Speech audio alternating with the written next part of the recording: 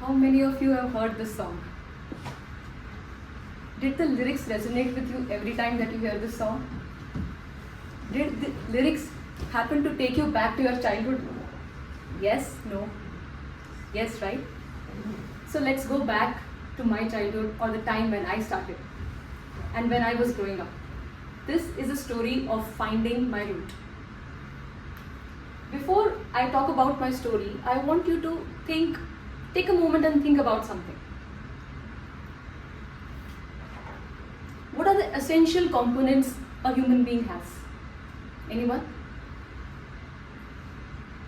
What do we have primarily? Intelligence. Exactly. So let's call it mind. What else? Heart. Emotions. Exactly. Heart, emotions. Let's call it soul.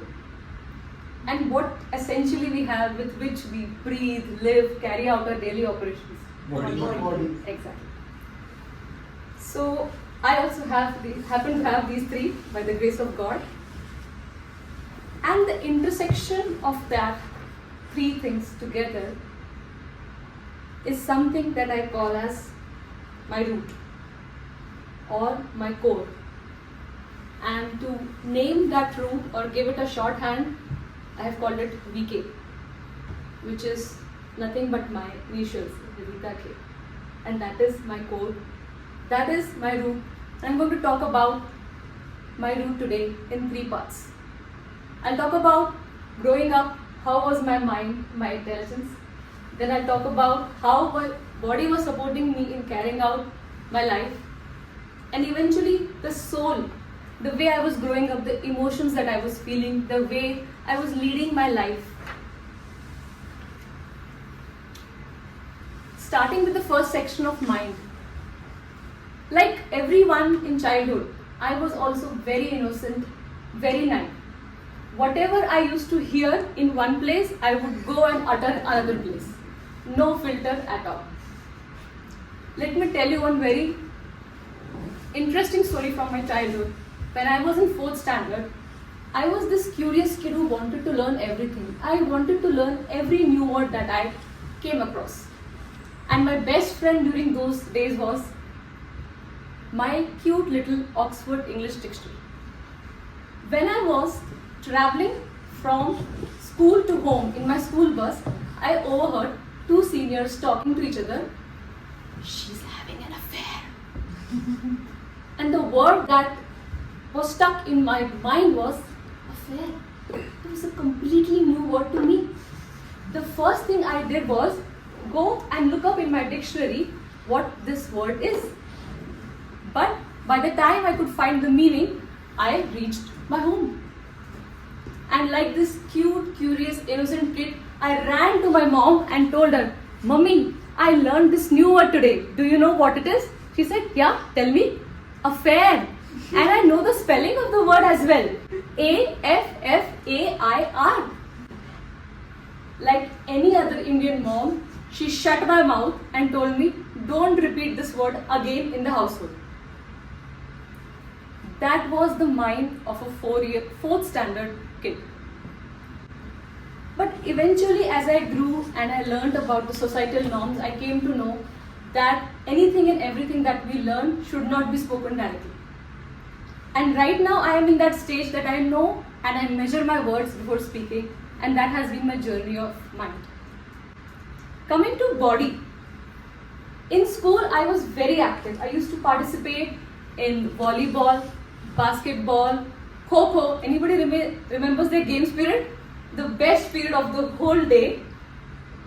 But as life took over, started getting into science, engineering, office life, I became, like most of you, a couch potato and living this 9 to 5 sedentary life. But quite recently, I've also taken measures to take care of my body by doing constant exercise and participating in marathons. In 2025, so far, I have taken part in 2 marathons and tried to improve my speed, tried to be more consistent, and tried to worship the body in which I do my daily chores. Now coming to the third section, which is the soul. where you feel all the emotions, where you have the part that keeps your passion alive. What do you all do for your passion? Maybe singing, dance, art, any form that keeps your emotions, your sense of being alive. For me, it is being on stage. For me, it is the love of public speaking that I have, but it did not start that easy. When I was in my school, back again, or growing up, I was a highly introvert kid. When the guests used to come in the house to meet my parents, I used to run to the bedroom and hide myself so that I don't have to do namaste to them. That was my biggest fear. But from there to this stage, I have completed 2 whole pathways, and this is my 3rd icebreaker in front of you. We just so happened impromptu today because we did not have a speaker. So my message to you all is that find that route for yourself. Make that route as your cheerleader. Hug it tight in days when you have no support from the outside world. And make sure to celebrate all your wins with that route when you are on top of the world. So, what is your homework for today? Go home and find your route. Thank you, and back to you.